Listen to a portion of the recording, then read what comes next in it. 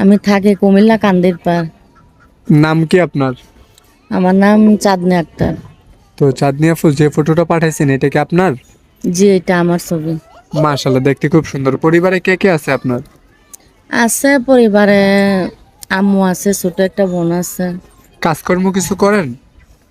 পরে আগে মানুষের বাসা কাম করতাম, এখন সেলাই মেশিনের কাম করি। ও, বুঝতে পারলাম। তো আপনার পরিবারে কাজকর্ম কি আপনি নিজেই কইরা আপনার সংসারটা চালান, তাই তো? হ্যাঁ, আমি নিজে কইরা পরিবারে সংসার চালাই। কেন, আমার তো বাপ নাই, বড় একটা ভাই নাই।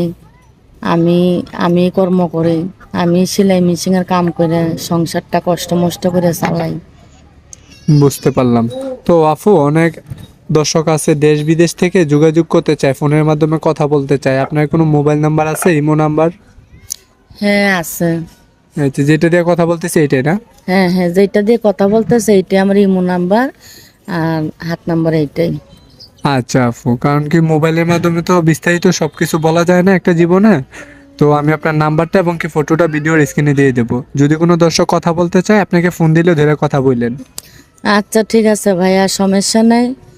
আর ফোন তো দেবে ভাই, ওইটা কোনো সমস্যা নাই। যহতে প্রতিবেদন আছে অনেকেই ফোন দেবে।